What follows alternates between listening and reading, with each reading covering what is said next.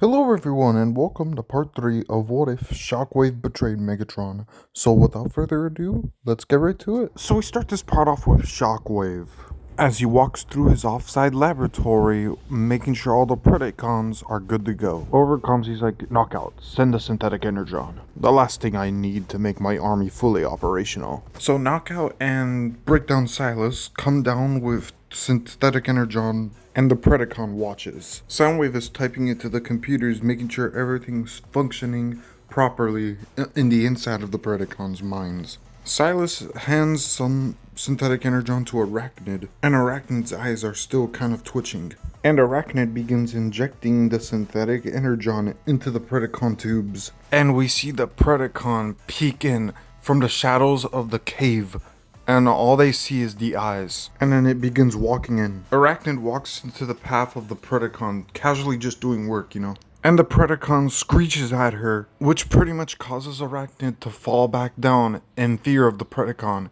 And she comes back to reality. What the? But remains casual for a better opportunity. Shockwave is then like, yield Predacon, yield. The Predacon then kind of comes at him and transforms. Shockwave is then amazed at this revelation, and everyone just looks at the Predacon. He then notices all of their reactions. It was not my intention to deceive you, father. I only recently became aware of my abilities. Shockwave then says, it is most logical that you evolved from your ancestors and gained the ability to transform, just as us. He then nods and looks around. So, the rumors are true. I will no longer be alone. Indeed, your brethren are ready for activation. And I am glad you are here to witness their awakening, my Predacon. He then thinks for a moment. Yes, but with your permission, father, I would like to lead them as Predaking. Why, of course you may have that privilege, Predaking, since you were the first of my army. Now, let us bring your brethren online. Predaking then stands beside Shockwave as Shockwave presses a button, activating all of the Predacons, bringing them online. Meanwhile, back at the Autobot base, Radjet picks up the signal, because if they were able to pick up Energon from that cave-in cannon, I think that they could also detect any weird anomaly coming from that cave. So, Optimus Prime says, Autobots, transform and roll out. Meanwhile, Predacons begin to surround the Decepticons, and Predaking transforms to his beast mode to ensure to all his new comrades everything's good. Shockwave then says, Predacons, I am your creator, Lord Shockwave. All the Predacons then begin looking at each other, as to which Predaking transforms. And all the Predacons look at him like, what did he just do?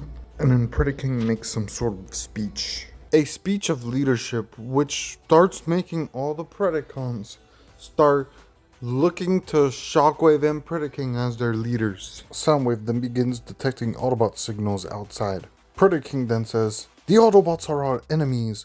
We must crush them for our father, Lord Shockwave. Meanwhile, outside, the Autobots arrive. They consider splitting up, but Wheeljack actually says, maybe we should all just stick together.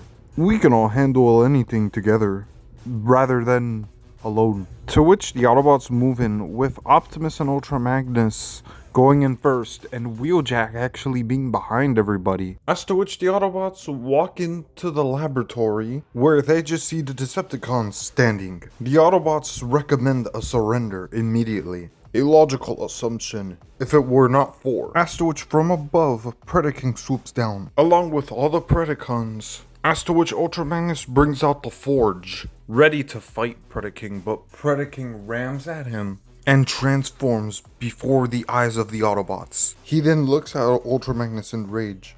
Don't ever think I haven't forgotten about that time you whacked me with that hammer. Now, it is time for me to return the favor, except for twice as fiercely. And Ultra Magnus prepares to swing the Forge at Predaking. But Predaking grabs the Forge and breaks it in half like he did in canon.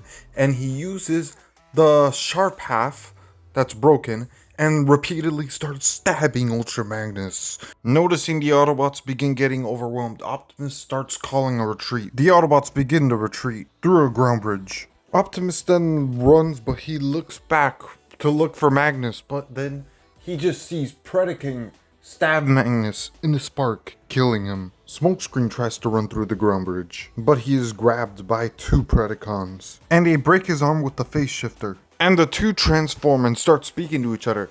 Shall we, Doc Steel?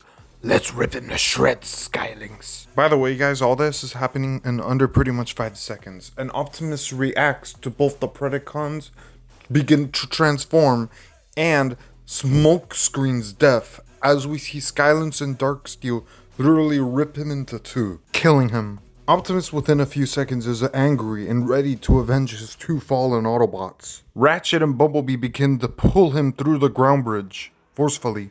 And before the ground bridge shuts down and Optimus is going through it, he shoots at one of the tubes that begins to cause a chain reaction in the cave. Shockwave is like, no. However, calls immediately a full retreat of the cave. And Soundwave ground bridges everybody on out. And as they're all back on the Nemesis, the other 3 Predacons transform. Ah, that hit a spot, right gang? Indeed, watching the Autobots fall was most entertaining and amusing. Yeah, but I hope next time we get some kills in ourselves. Shockwave is then amazed at all the Predacons able to transform like Predaking. And so, he asks them, please, identify yourselves, my Predacons.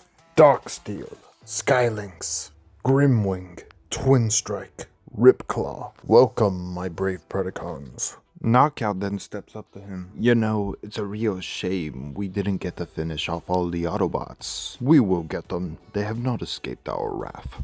They still have yet to know Wheeljack is with us now. And I shall go see what I can recover from my laboratory's destruction. Meanwhile, the Autobots gather and have a funeral for their deceased members. May we say goodbye to 2 other Autobots who fell in this war. Smokescreen, a young soldier, with much potential indeed, however lost, and Ultra Magnus, an old friend. We will avenge them. Meanwhile, Shockwave ground bridges back into the destruction of his laboratory, and he sees something. Something which, if used properly, can be used to cyberform entire worlds. Thank you, Optimus Prime, for the contribution to the fall of your Autobot comrades, and to this universe's end at my heel. And that's where I'm gonna leave it off here, everybody. Hopefully you guys enjoyed part 3, and I'll see you guys in part 4.